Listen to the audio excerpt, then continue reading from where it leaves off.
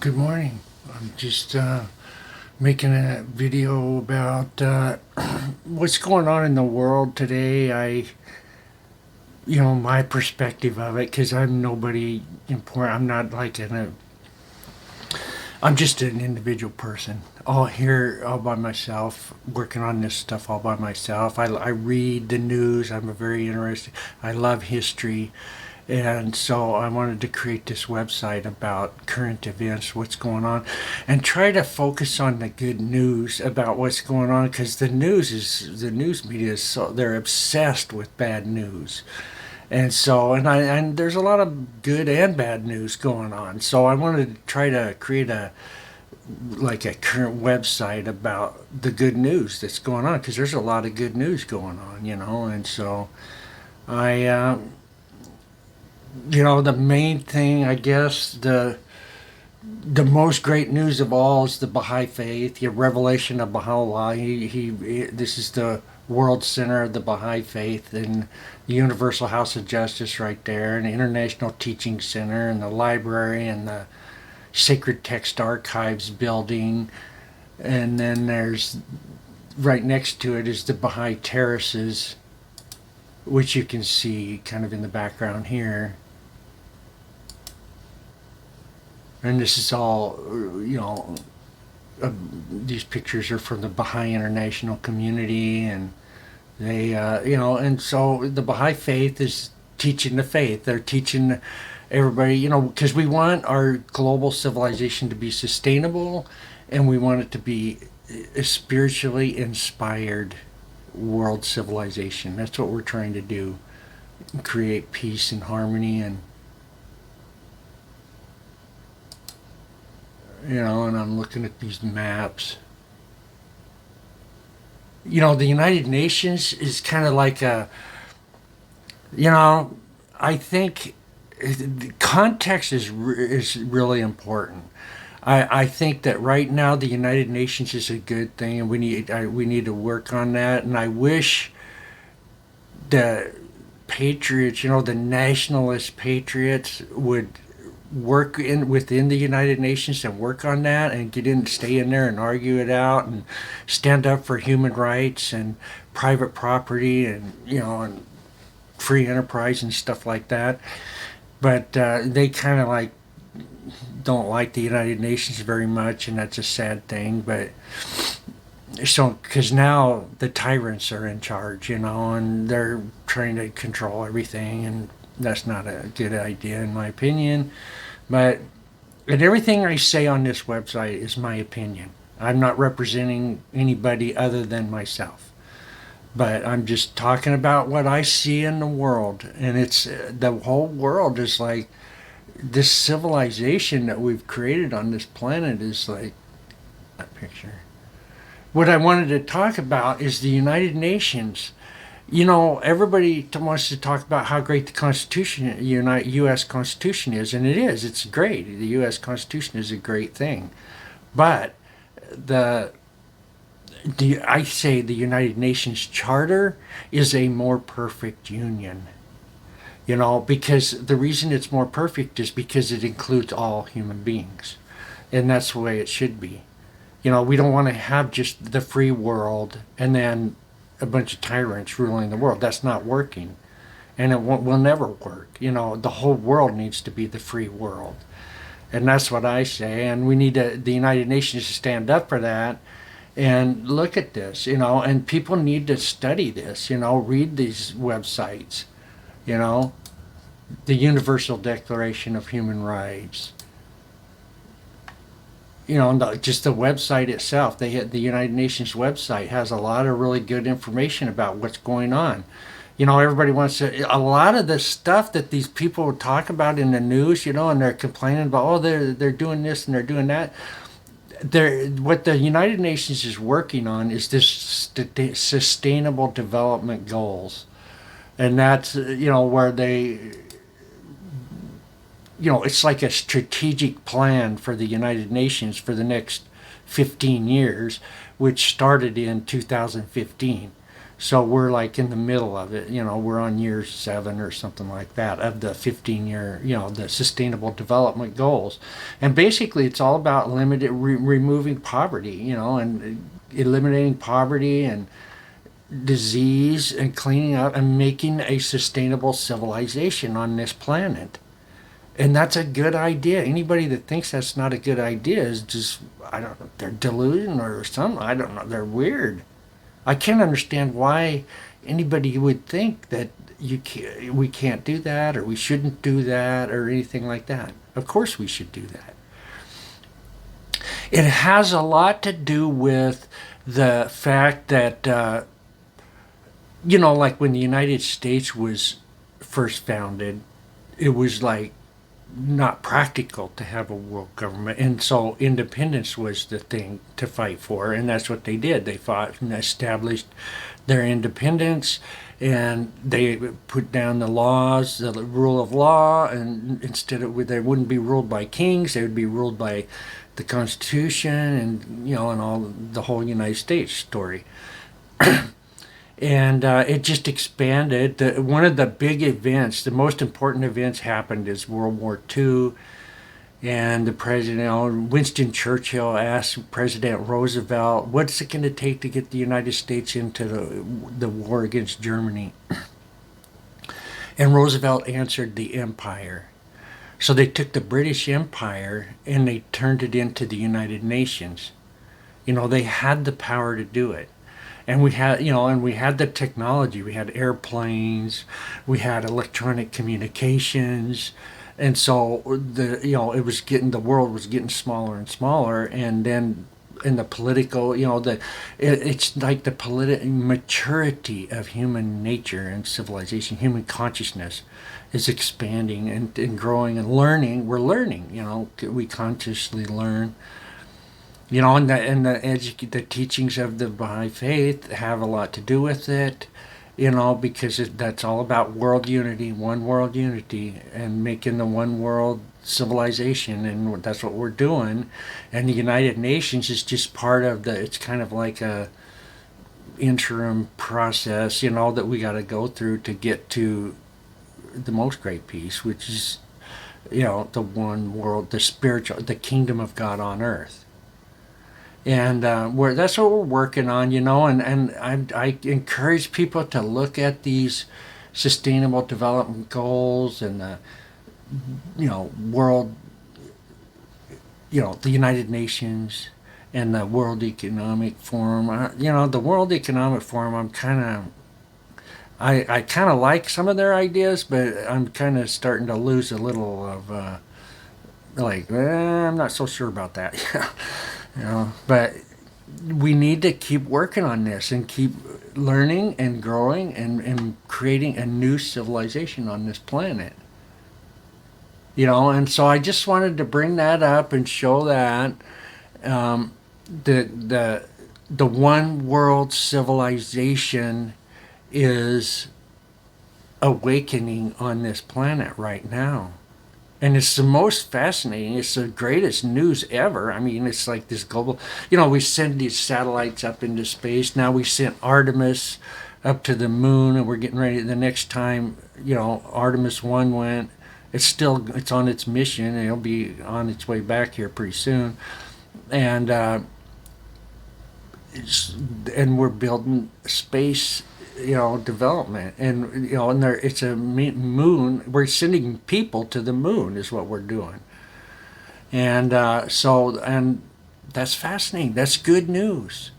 We've sent robots to every planet in this solar system now, and some asteroids, and we've got telescopes floating around in space far away from any planet, so they don't they got a clear view of the sky, and they're taking pictures of the universe, and we're learning a lot about human, the context in which human civilization is evolving, and because, speaking of evolution, one of the most important ideas that's kind of people are maybe starting to realize is that science and religion are complementary.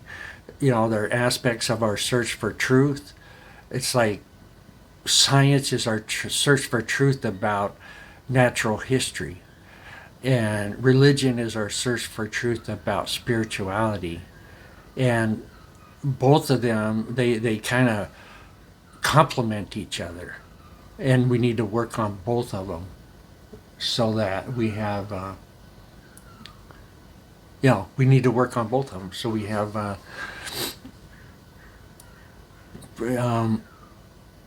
a holistic perspective of what's going on. Faith and reason are the yin and yang of our search for truth, and we need both of them. Either one without the other is a half truth, and so, I don't know. I don't know about the Big Bang. I don't know if I believe in a Big Bang because I think God has always been the creator, always will be the creator. I think time starts at when the motion, the one unified field moves. Because at first it's not doing anything; it's just being, and then it moves, and when it moves, it automatically creates an opposite and equal reaction. And motion is, time is like changing position over time. Motion is changing position over time. That's the beginning of time, is when that one unified field moves, and then it creates an equal and opposite reaction, and so the yin and yang start up. That's the first thing that happens, is yin and yang starts up. It's all caused by the word of God, and God is the cause. It doesn't just start up all by itself. It's actually, there is a creator that causes this to happen. And he causes the motion, he causes every detail of it. And so we create this, time starts. And then I do believe in evolution. Evolution is pretty obviously how life evolves, and that's pretty natural by chemistry. And the chemistry evolves, and then eventually, because of the heat of the earth, mainly is what caused it, the chemistry evolved into biology. And so the earth was covered by life, and life evolved, and and it continues to evolve. And right now, the human race has reached a stage of its evolution where we are self-governing. Actually, God makes the rules. That's the most important news of all. Is God makes the rules, and there is God. He makes the rules, like the speed of light and the laws of gravity and everything. And so he makes all those laws, and the universe is evolving according to those laws. Well, there's also psychological laws and biological laws that are just as real and constant as the laws of physics and chemistry. And when we follow those laws, we prosper. And when we ignore them or violate them, that's the end of civilization. So, and then the human consciousness evolves out of that whole, what's called the executive decision making process in the brain, where the brain enables us to respond to our instincts and emotions voluntarily. And that's the very nature of freedom. That's what freedom is that voluntary response to our instincts and emotions. And it automatically, the voluntary comes with responsibility, and accountability and stuff like that. We're responsible and accountable for our own thoughts, words, and deeds. And God, he reveals the divine education, which the Bible and the Quran and the Bhagavad Gita and the Baha'i writings and all those, sacred writings, and we human beings read them and study and learn and evolve. And that education causes civilization, And the very beginning, it was all families, Adam and Eve, and their kids, and they grew up in Turkey. I figured out that Turkey, right in here, the four rivers that run out of the Garden of Eden Two of them are the Tigris and Euphrates, which run through Mesopotamia into the Persian Gulf. Excuse me. The other two are the one runs into the Black Sea and one runs into the Caspian Sea. And this area right here in Turkey is where Adam and Eve first was lived. That whole story, the Garden of Eden. And then after they left the Garden of Eden, they went east into Iran and started human civilization. And I believe there's all the big stone megaliths that we find all over the world in Peru and Egypt and everywhere in the world. There's ancient stone, and the key is some of these ancient stone cities are underwater. And I'm thinking, okay, so what happened during the last ice age when sea level was a lot lower than it is right now? That's when Adam lived, and the civilization he founded became a global civilization. There's all kinds of stories about this. Atlantis is one of them, but every culture has different stories about the Great Flood, and that's what happened is that when the ice age ended, it flooded all the cities on the coastal cities, and that caused civilization to collapse into a dark age. And then Noah, he was living somewhere where the Black Sea is now. And when the water poured through, because the sea level was rising, and it poured into the Black Sea and filled the Black Sea up, because the ice is melting. Because at the time ice was like all this was covered in ice, and so he floated around for a long time, and then the first land, tallest mountain around here is Mount Ararat. That was the first land he saw, was Mount Ararat, and he was just drifting, because there was no propulsion in the ark. It was just an ark, and it just landed. There was a couple oars. I think they had 2 oars on it, but anyway, they landed right here, and then right around in this area right here, I believe, is where Göbekli Tepe, and I can't remember the exact name of the other one, something along the lines of Harana Tepe. Haran, the little village of Haran, is there, which is, I think, where Abraham went to after he left Ur. But that's where civilization started, is right there at Göbekli Tepe. Because what happens is they built these universities, kind of like a university, and they taught people how to be civilized. People are not born civilized. We learn how to be civilized, by education. And so they built, they learned about agriculture and spirituality were 2 main subjects that they studied in these universities. Göbekli Tepe and Harana Tepe, and the civilization started, and it just kind of spread out from there, and it's fascinating, in civilization and all these different stories, like Bible stories and different stories that happened during those times. Joseph, I believe that he was associated with the whole Akhenaten. When Akhenaten said there's only one God, and I put all these different stories of science and history and philosophy and religion, and so put all these different stories together, and what I come up with is, one of the stories I come up with is this idea that that there's a bunch of like real deep caverns that were cut out of the ground in Egypt, and they took the rock out of the ground and made they carved it right out of the ground, and they made the pyramid Imhotep, and that was apparently the first pyramid. And I don't know if I got all the details of this exactly right, but they and I kind of think that Imhotep is how you pronounce Joseph 4,000 years ago or whenever that was. And so they built the pyramid of Imhotep, and that was Joseph that did that. And he was the prime minister of Egypt, and he took, he cut the holes in the ground, cut the stone out of the ground, and they filled those holes up with grain for the 7 years and all that, 7 years of grain, and they traded that grain. That was I think that was the story of Joseph. And then, and they went over. Now, the story of Moses was over here.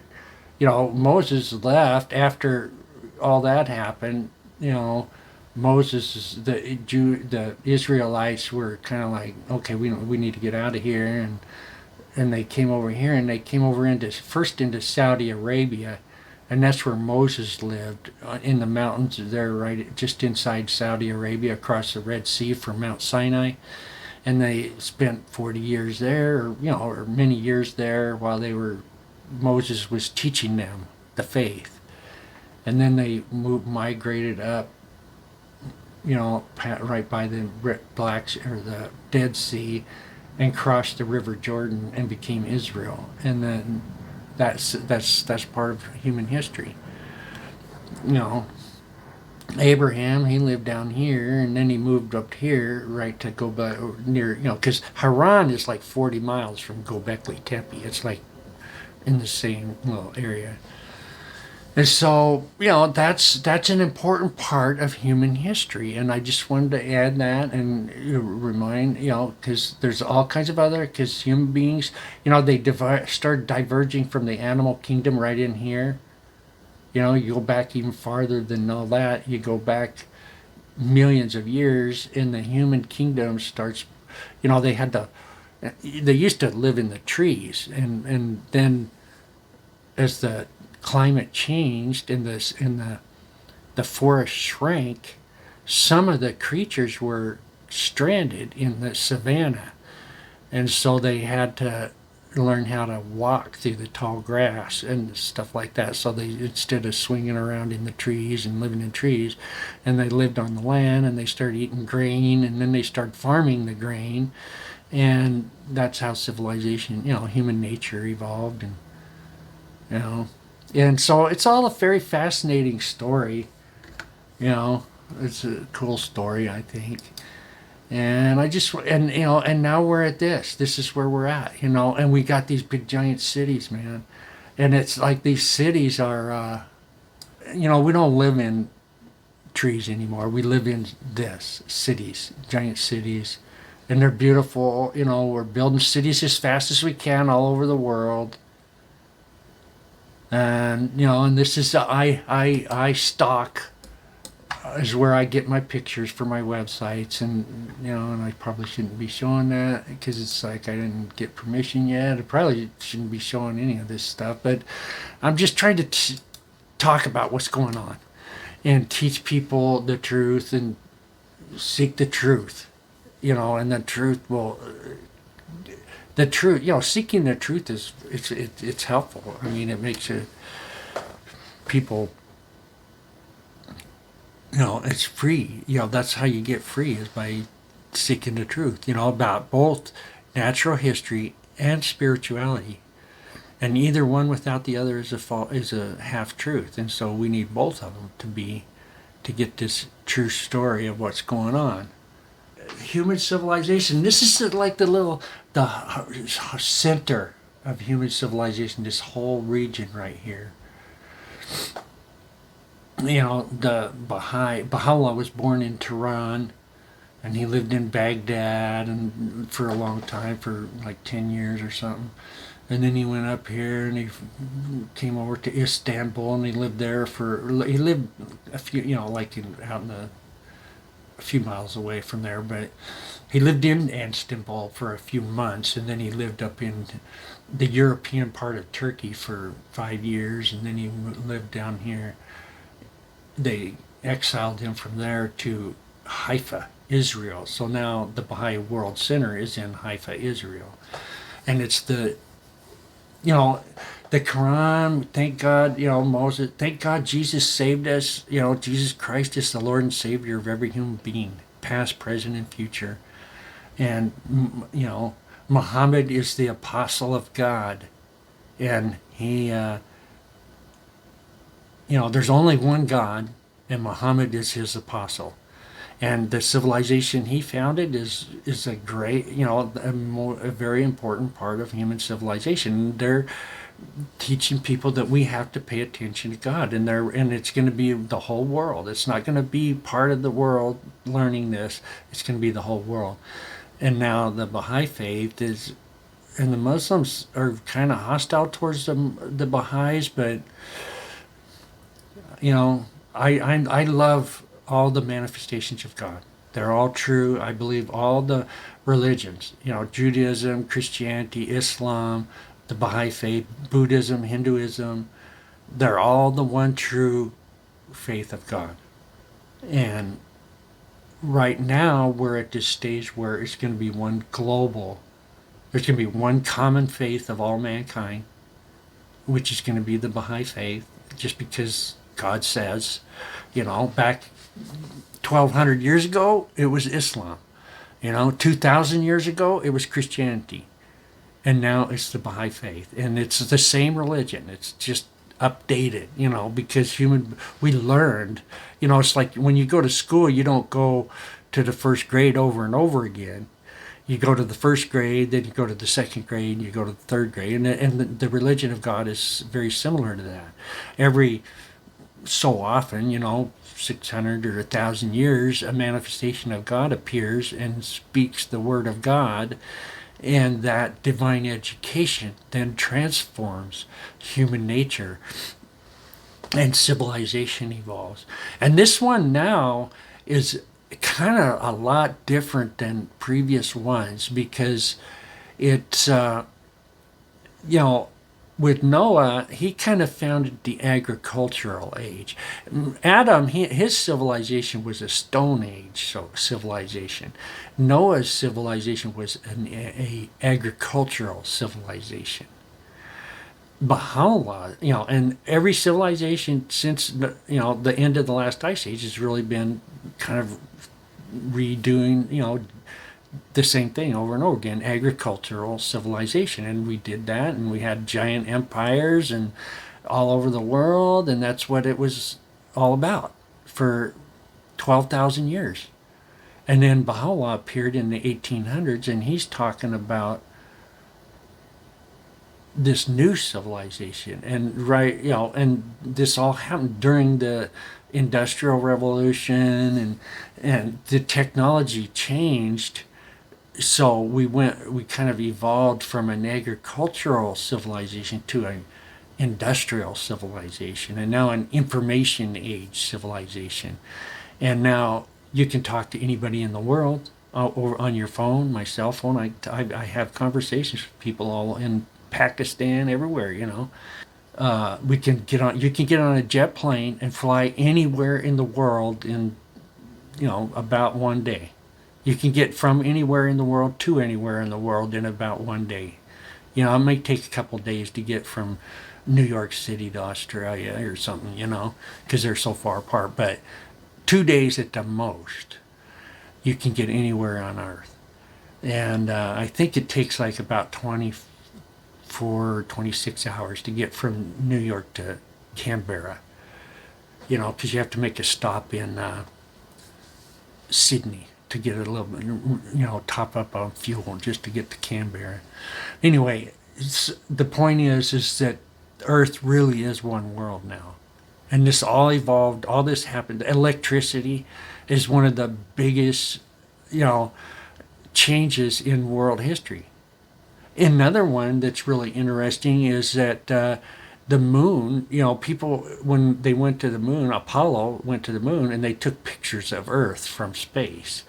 That was a really big deal, and so we have all these pictures that we've taken of Earth from space, and we could show little kids, elementary school kids, these pictures, and they can see Earth is just this tiny little ball in this vast universe, I mean, it's like a speck of dust in a vast universe, and so it changes the perspective. It changes human perspective, human consciousness, and it's education.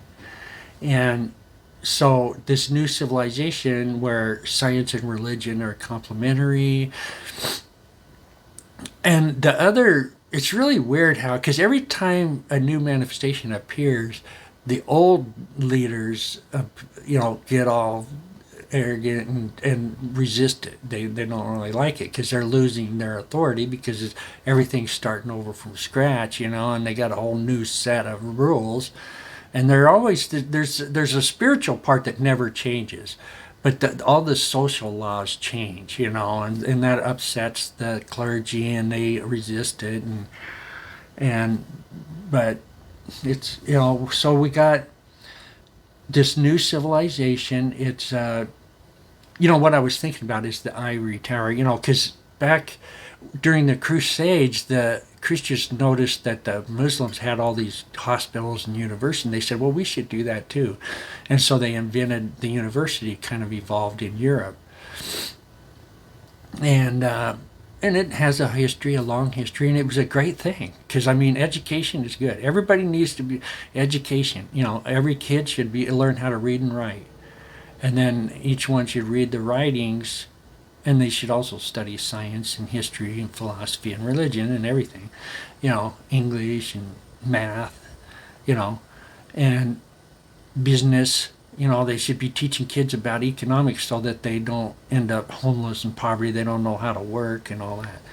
But so they had this university and it evolved over thousands of years, and it was really cool. If say 1,200 years now, 1,300 years, and it was a good thing.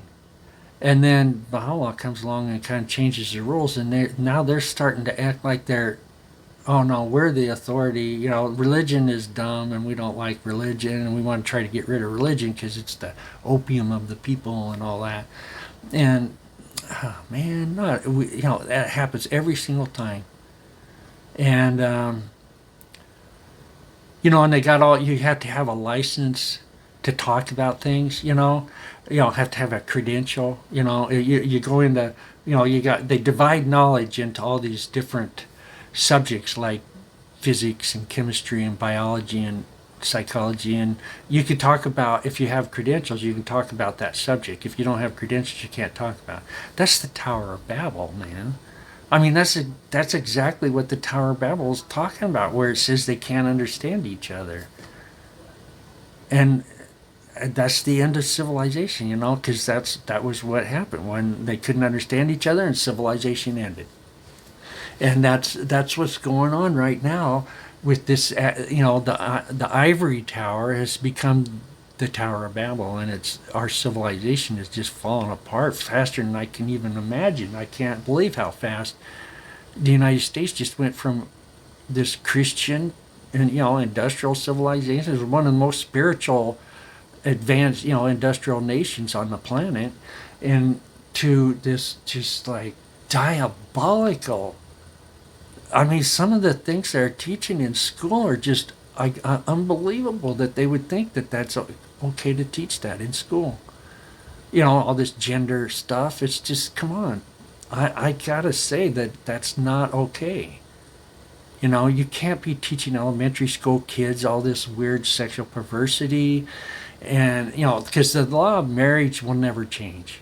The marriage of one man and one woman, raising children, the family, that law is just as real and constant as the speed of light, and the laws of gravity and everything else, the natural laws. It's a spiritual law. It's a biological reality. It's just it's the way it's natural, and it's healthy, and it's spiritual. And so we need to nurture family values, not try to replace them with the state. That is a crazy, insane idea, man. Especially when they wrote about this very thing that we're going through 2,000 years ago.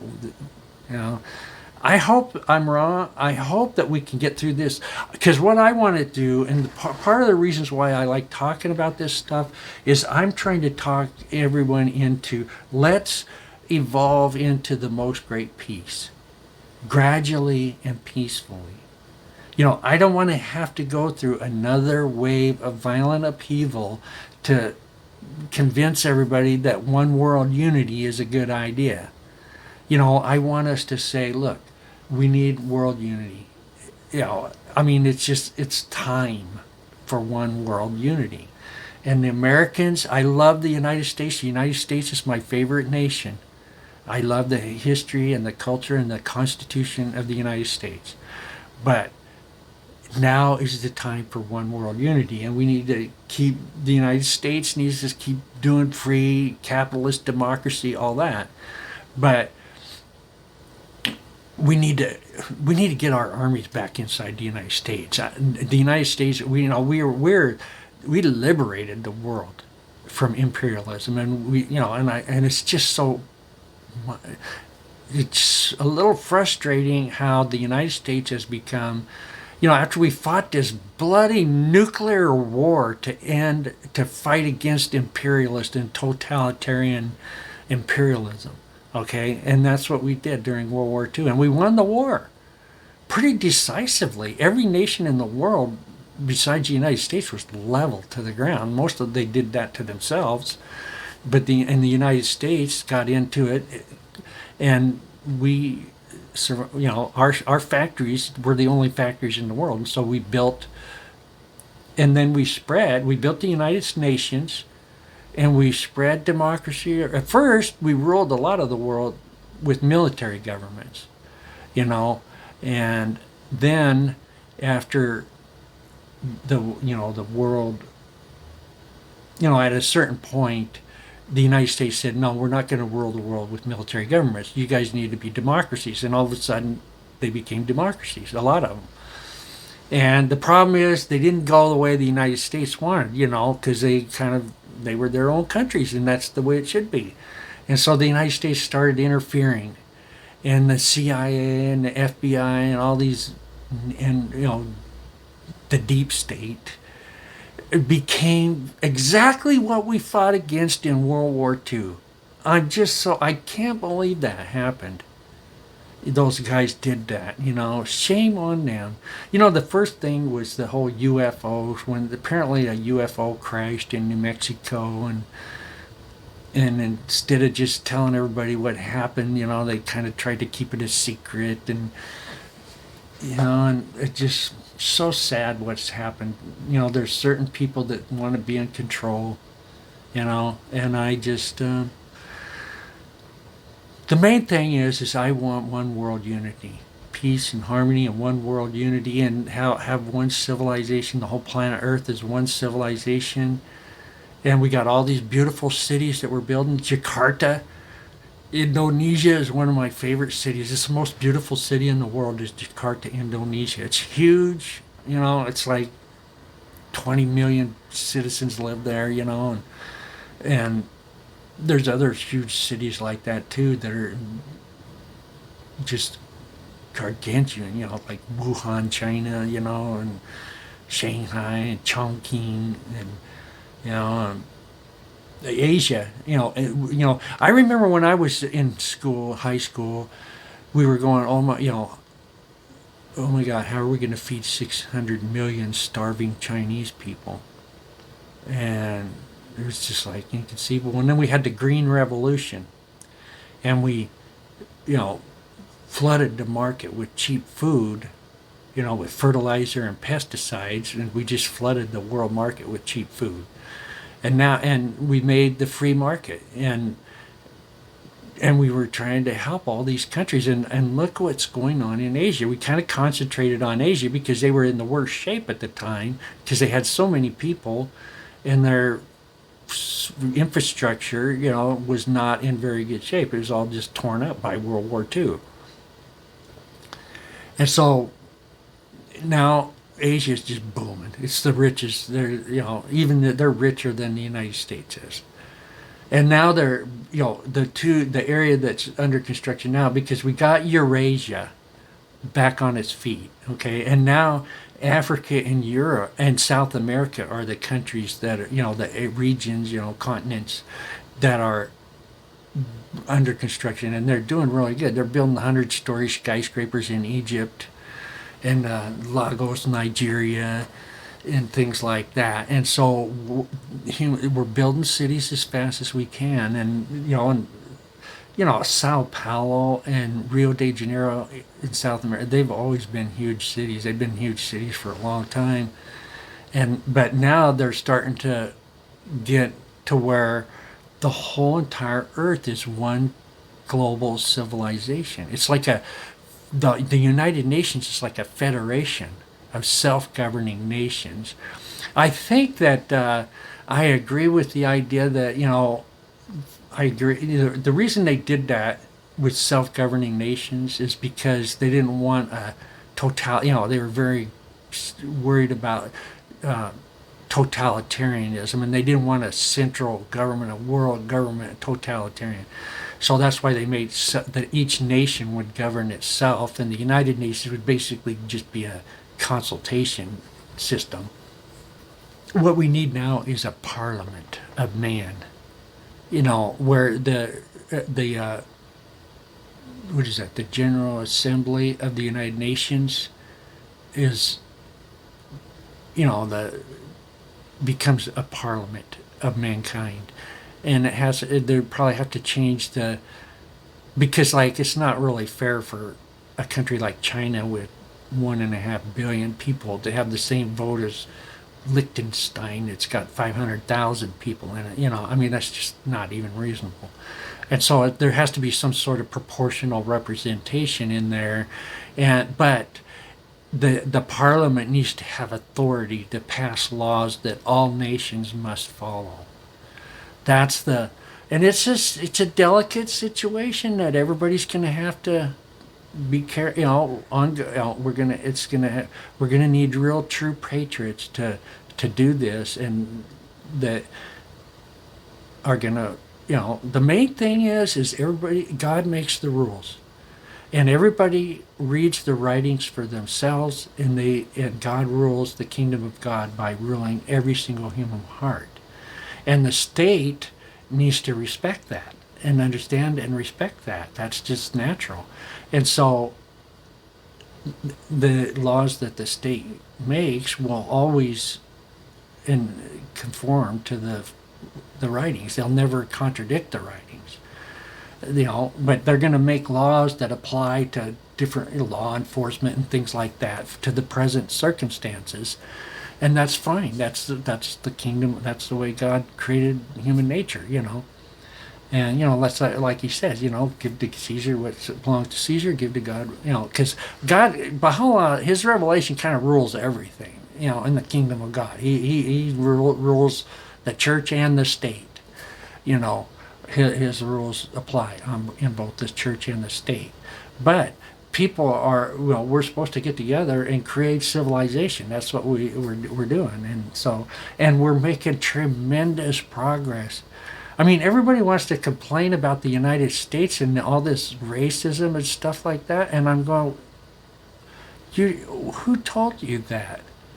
Because the United States eliminated racism. We fought against that and got rid of it. We got rid of slavery. Slavery was normal when the United States was founded, and it was global. Almost every civilization, I'm sure there was a few that didn't, but almost every civilization in human history had slavery. That was normal until the American Revolution. And then it was the British Empire that first outlawed slavery. And then it wasn't long after that, then the United States outlawed slavery.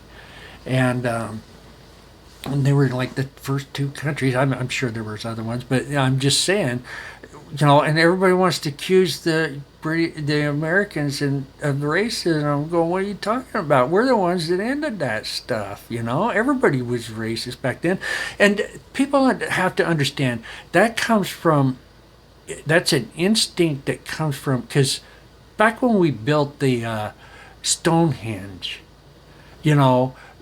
people had to be on guard against any strangers, because strangers could come in and wipe out the whole entire village, every man, woman, and child. That was kind of normal back then.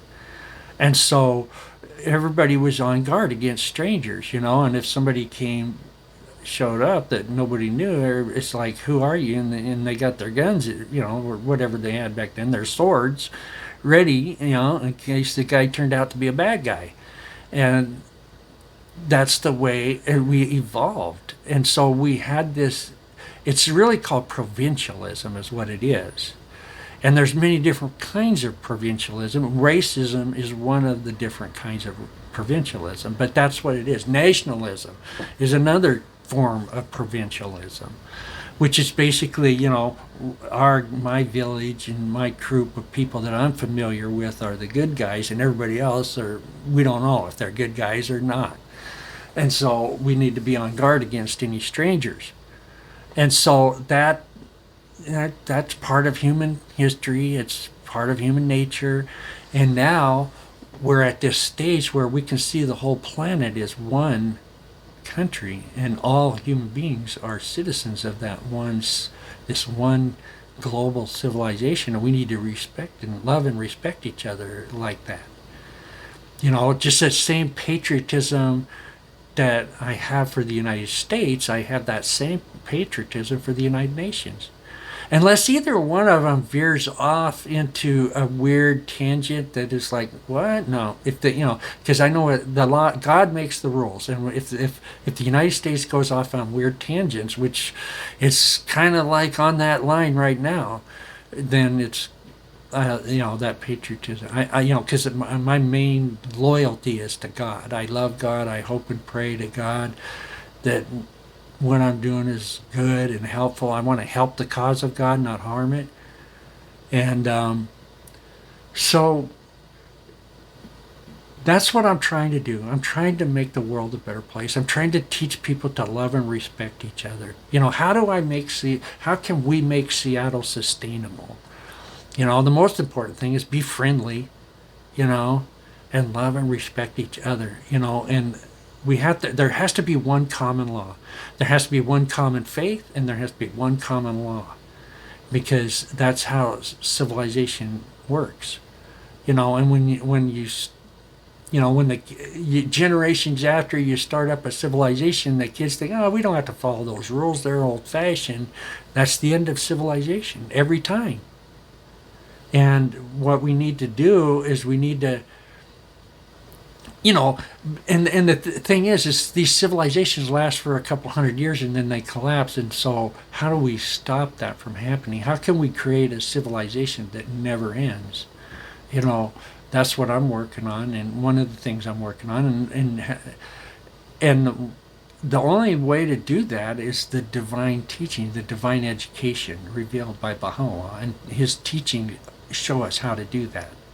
That's what he shows us how to do. He teaches us how to create one global civilization that will last for the next 500,000 years, and by which times we'll have evolved into a totally different species, which we're already evolving into a different species. I believe the human kingdom of life is evolving away from the animal kingdom. We're a separate and distinct kingdom of life on earth, compared to, the animals. We're as different from animals as animals are different from plants.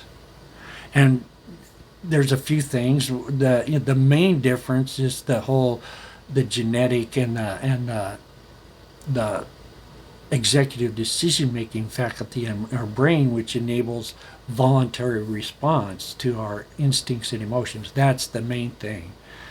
Another interesting little distinctive feature of human nature is the whole making love face to face, because that's not really common. I'm sure there's probably examples of it in the animal kingdom, but most animals don't do that. Humans do. And that eye-to-eye intimacy between a man and his wife, one man and one woman becomes one family. And that is the very beginning, the very beginning of civilization is language, which is part of that executive decision-making faculty. Is the language cortex is on the left side of the brain, and we think in our language, and we can think. Animals, we have instinct and emotion in common with the animal kingdom. Thinking, animals don't think. They just think. They just feel. They feel, and they have instincts and emotions, but they don't think. Human beings think. And it's and they're not teaching that in school, but that's something I've kind of figured out because I like to read a lot, and I've been studying science, history, philosophy, and religion my whole life. I'm 63 now, so that's at least 50 years since I learned how to read. Some of the stuff I read was terrible. I shouldn't have never read that, especially as a young kid. But and because I always kind of thought that would be my out from my family. Was kind of dysfunctional, and but we survived. Well, I survived. My brother, he died at a pretty young age, about 30 years old, and it's family. The human race is one family. We're one tribe of creatures. And I'm sure the aliens, I'm sure they're watching us and they're hoping we can make it. They don't want us to blow ourselves up. And sometimes from what I've been hearing, sometimes they interfere to prevent us from blowing ourselves up. But I just hope we don't blow ourselves up. And I wish we could just gradually and peacefully evolve into this class 1 civilization where the whole planet is one civilization and there's no crime or war. Disease will be extremely rare and easily solved just because we understand the biology and physiology of human nature, and we could just whatever disease, we know how to get rid of diseases. And and we'll be exploring space. We got to figure out how to make the jump to light speed. It's kind of like, it's almost like back when they were worried about, and you read all these stories about how, we don't want to fall off the edge of the earth. If you go out too far in the ocean, you might fall off the edge of the earth. And that's kind of, we're at that stage. But where it's time, we've already explored the solar system. We've taken pictures of every planet, and we've close-up pictures. And we've landed robots on a lot of them, and it's time to make the jump to light speed, and that's a big deal, and we will.